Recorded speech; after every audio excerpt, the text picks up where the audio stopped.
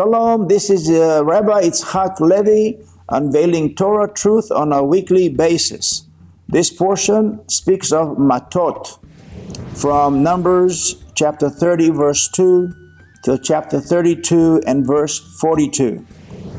Mattot speaks of tribes, staffs, like the shepherd has a staff, regional council, and so it speaks of authority, of taking charge. Numbers 30 and verse 2. If a man vows a vow to God or swears an oath to bind his soul with a bond, he shall not break his word. According to all that proceeds out of his mouth shall he do. We find that many believers today do not really practice this. They make promises knowing well that they're not going to keep them. But for the moment, it looks good, it sounds good, and then many times you don't even hear from them anymore. The entire book of Deuteronomy is Moshe's farewell speech. He brings to memory the past so as to prepare them for the future. See, it's always best to think about the past in order to remember the lesson that we learned. As King Shlomo said, that which was will be. So why don't you prepare yourself? Why don't you study the past? So in essence, this week and next week's parasha is the end of the Torah. But the real action of the Torah is actually the book of Bamidbar, which is the book of Numbers. Bamidbar speaks of in the wilderness. Whether you served in the military or not, you know that all the military boot camps, all the preparation is done in the wilderness. Now, if you live in the jungle, obviously you will be trained in the jungle, depending on the topographic location. But for most of us, we train in the wilderness, because then we cannot give the credit of our success to man or blame it to natural occurrences. So, like the Israelites, they cannot take the credit for anything because it's in the wilderness, a no man's land. No one king can take credit, and so God gets all the credit. We come across a group of people, among them Yair. In fact, if you want to know where this name occurs in the so-called the letters, when I call the letters, I'm talking about the New Testament. I don't like to refer to it as that. I prefer to call it the letters and the Gospels. So what we find is there is actually a man by that name, and his name is Luke. Luke is Latin, from the word Lucius or Luz, means of light, and it speaks of Yair, one who creates, generates light. So we find that even Shaul, Paul, chose the apostle Luke to travel with him to minister. So Yair ben Menashe, the son of Menashe, who conquers several towns, and we will find Yair appear again in the next week's portion. In the book of Bereshit, Genesis, we find some monumental stories like the creation of the world, the fall of man, the flood, Joseph's story going from a slave to the prince of Mitzrayim, Egypt, Israel going from a prince to a nation of slaves. Again, we talked about this before in other parashot. So what happened? Why did they become slaves? Because under Joseph's rule, God has blessed him, and because of him, he blessed all of Israel. They were not slaves then. But what happened? When the time was right and the fruit was ripe, What did they do? They wanted to stay there. They didn't want to go to the land that God has loaded to them as a promise of a land of milk and honey. And because they stayed there, God punished them. How many times do we experience the same thing? When God tells us to move and we don't move, we stay and then we pay the consequences. It is so important to be in tune with God and to listen to His voice and His instructions. So, Moshe delivering Israel through the 10 plagues, the opening of the sea, God speaking to a nation of slaves and giving them His proposition, Torah. He proposes to marry them. A rock giving water to satisfy 3 million people for 40 years. With all these great stories, we come to the conclusion of the acts of the Torah. But in comparison to the great acts till now, we come to the story about Yair of Menashe, Ben Menashe, son of Menashe. So a little story without much drama here in this parasha. Or maybe there is a greater drama that is hidden in the scriptures, and then God demands of us to go and search them out. So thank you for allowing me to come to your homes, and this way we can sharpen each other by studying the scripture.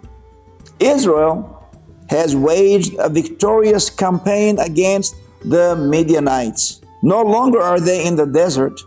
Their destination is toward the promised land of milk and honey. Now I want to explain that again.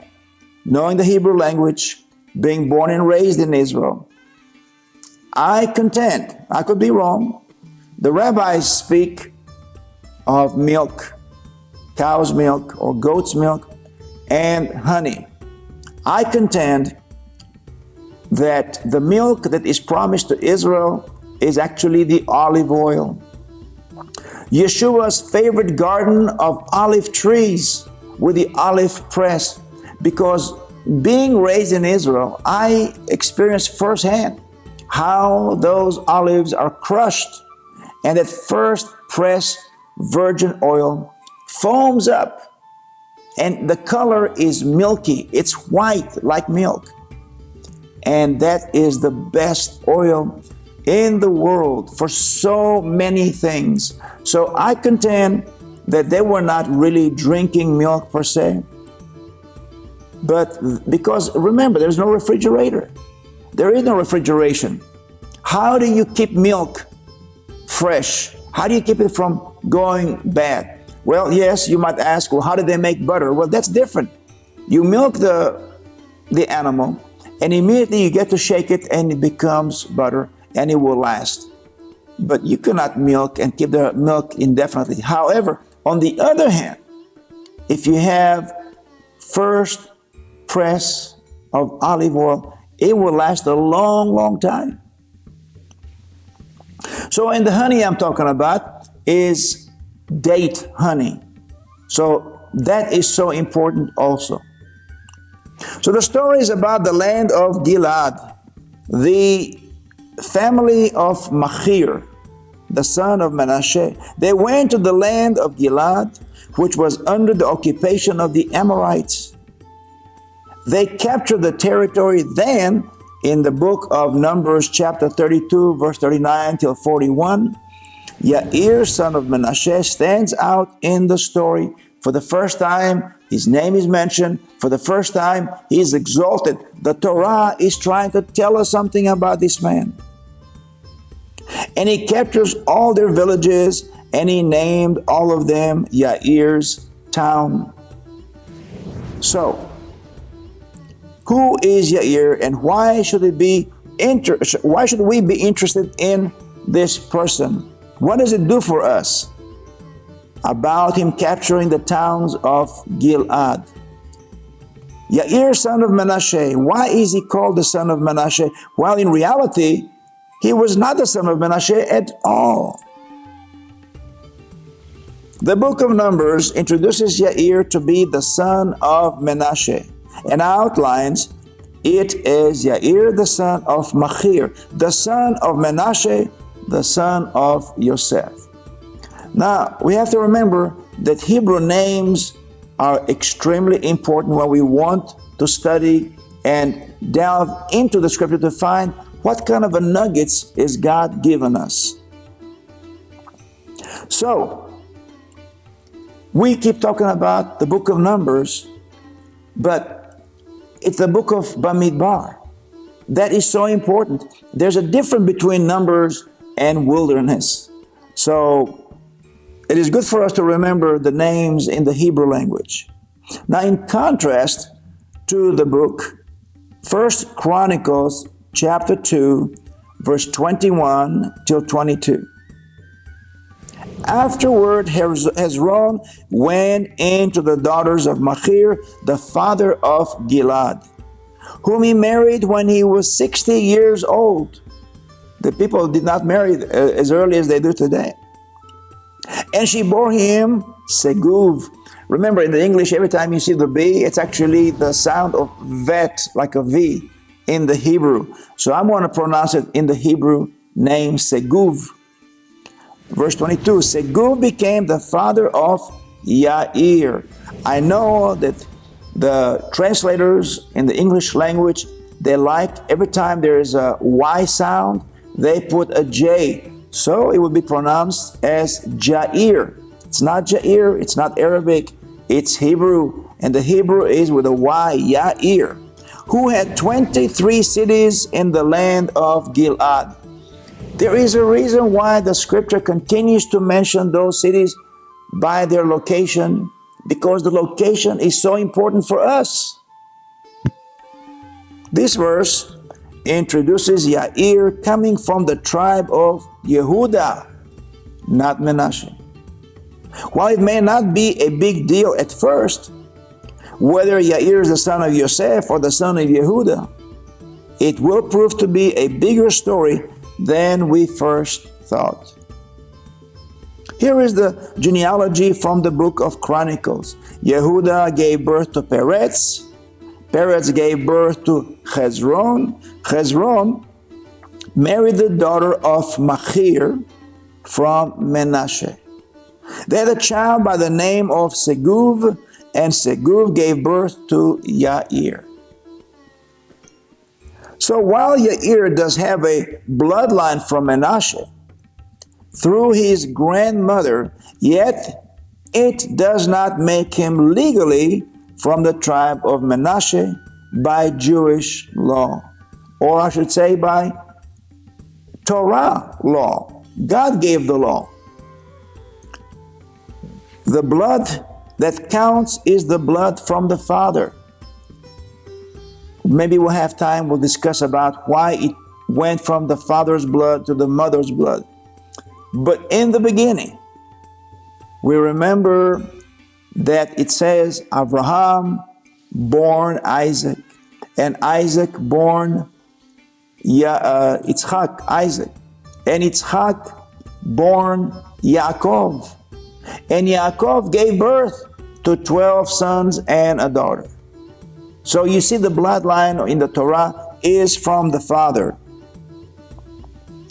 So when we ask the question, how do we know what bloodline is in Yeshua? Very simple. From the mother, he was from the tribe of Levi. From the father, it's God, his father. So therefore, the bloodline is from the father. If this is the case, then why is the writer of Numbers disguises Yair as if he comes from the tribe of Menashe? It appears the Torah begins with a bang, and in reality it concludes with a bang. Almost puts us right off the bat in a defense mode, because when you read he comes from Menashe, and then all of a sudden our eyes are open and we find in Chronicles he comes from Yehuda, we are startled. As I always like to do when I teach Torah is bring it all back to the beginning of Bereshit, Genesis. In the most difficult and tragic times, This story is no different. Gilad starts in Bereshit, in Genesis. Yaakov flees from his father-in-law in the night with his wives and children. Rachel still believes in the power of images or other gods. Called teraphim, the word became later on taref, as unclean. But at that time, that's not what it meant. She called the teraphim gods, believing they will protect them in the unknown travel and will diminish their power her father possesses. In other words, she was left to believe that her father was counseling with those gods and that based on these gods, he became successful. She did not tell anyone about taking them and sitting on them in order to hide. When Lavan heard of Yaakov's escape, he mounted 400 of his fighting men. What does that remind us? Remember, when Lot was taken captive, Abraham also had 400 warriors. So these warriors are the best that Lavan has. And he pursues Yaakov. It's obvious. When you have herds and you have women and you have children, your pace is not going to be fast. But when you ride fresh horses and you have young, battle-weary fighters, they close the gap very fast. He catches Yaakov and confronts and accuses him of stealing his gods and fleeing in the night. Bereshit, Genesis 31, verse 27. Why did you run off secretly? Deceiving me, not even telling me. You're not even hinting to me that you had plans to leave. Why didn't you tell me so I could send you away with joy and singing, music and timbrels and harps? You believe this man? I don't. He was working for Rachel and he got Leah. Would you trust him again? Bereshit 31:30, Genesis 31:30. And why did you steal my gods? See, this is a man who knows about the God of Israel, and yet he chooses something tangible, no doubt something either he bought or he made it from wood, little figurines, and he trusts these little figurines and not the invisible God that brought a nation through the wilderness. Yaakov was not aware that anyone from his camp has stolen Lavan's gods. So he speaks with confidence in a judgment form and boldness as a man of honor that he is. He makes a declaration that will cost him his life. So in Bereshit, Genesis 31:32, but if you find anyone who has your gods, that person shall not live. In the presence of our relatives, see for yourself whether there is anything of yours here with me. And if so, take it now. Yaakov did not believe because she didn't tell him. Rachel did this in secret with her own knowledge that she has stolen the gods of her father. God's power is in his speech, not in his biceps, not in his triceps, but in his speech. God speaks and things are created from nothing. Since the man was made in the image of God, he also inherited a unique quality of power in his speech, like no other animal, fish, or bird in the world. And now, without knowing that Rachel has stolen her father's images, he proclaims a death sentence upon his beloved wife and his family. So, the sad story is revealed in the death of Rachel on the way to Beersheba giving birth to their second son, and she names him before she dies, Ben-Oni, son of my poverty, or Oni in Hebrew is poverty. She never made it and was buried in the middle of the road between Jerusalem and Beersheba. The death of Rachel was a direct result of Yaakov's power in his speech. All of this accusation and proclamation, including a covenant made by the one chasing and the one being chased, takes a place, no other place than Gilad, a monument of stone, an eternal covenant made with stone. There was a tradition. After Laban concludes a search in all the tents without finding the images, he makes a covenant with Yaakov. They break bread, they drink wine, and then he says, let the God of your father, Abraham, and the God of my father, Nahor, judge between us today. In essence, he proclaims that maybe I did not find the images, but I know you have them. This story of Yaakov is not over. God will judge between you and me. So Laban had more faith in the speech of Yaakov, the judgment speech that he gave, than Yaakov had ever known. Here is a pile of stones, he says. It will be a witness and a reminder between us of this meeting and of the swearing that took place. Right after they make the covenant, they sit down to break the bread. Eating is a Semite culture. It's a seal of conclusion of the agreement. It reminds us of the sale of Yosef. After they sold him, they sat down to eat. And after that, Yitro instructed Moshe how to structure leadership. They sat down to eat. After the crucifixion of Yeshua, guess what happened? They sat down to eat. The whole nation. Why? How? It was the Pesach. It was the Passover. And Yeshua was, because remember, one of the words for Pesach is a sacrificial lamb. So Yeshua was the sacrificial lamb that he was sacrificed on Pesach for the believers around the world who want to accept him. Gal in Hebrew means a wave, a pile, a pillar of stones. Ed means a witness.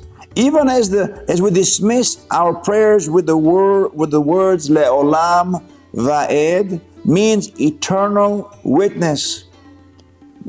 Many teachers will not even know this, because you got to know Hebrew, and only in Hebrew you can find this wealth of revelation.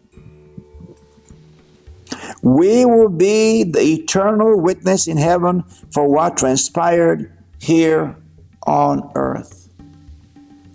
Gal Ed becomes Gilad. It is the first time this place assumes this name.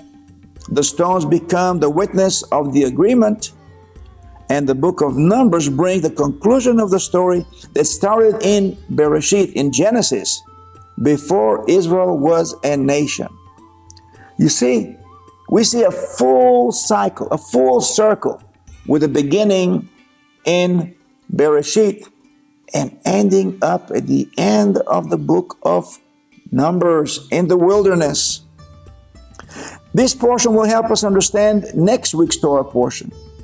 Why did the writer connect Yair to the tribe of Menashe, which is from the tribe of Yosef? How does it all connect?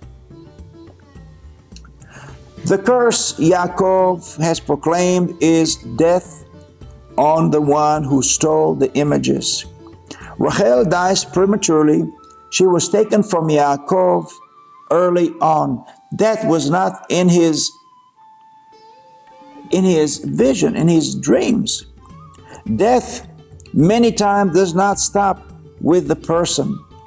Death can include even the memory of those who survive. In this case, it includes the children, which are the sons. What sons are we talking about? Ben, Oni, and Yosef. Jacob loses his firstborn, Yosef, in a cell through the lies and deceitfulness of his own sons. They all, like the 10 spies, we find they have planned to speak as one, just like the spies coming back with a plan. Bereshit, Genesis 31:32. With whomsoever you find your gods, he shall not live. In the presence of our brothers discern what is thine with me, and take it. The profound words will echo later in the book of Bereshit, Genesis. Timtza in Hebrew is find, and haker is to discern. These are two words found in the sale of Yosef. If you look at Bereshit, Genesis 37:32, the brother echoed the words to their father, exactly those two words. The one who uttered death to the one with the images. Matzano, we found, and hakerna, we found, and now you discern, or do you recognize your son's code that you made for him? Bereshit, Genesis 31:54, and Yaakov sacrificed on Mount Gilad and invited them to eat a meal. This is the first time we read about brothers sitting together for a meal. The meal is not in a time of celebration, but one of challenge and distress. So Genesis 37:25 is the second time where the words echo, where brothers sit to break bread together. We're going to conclude with Genesis, Bereshit 31:34. Listen to the words of Rachel that will come to haunt her. Rachel hid the images on the camel saddle. Well, time is up. Thank you so much. Until next time, shalom, shalom.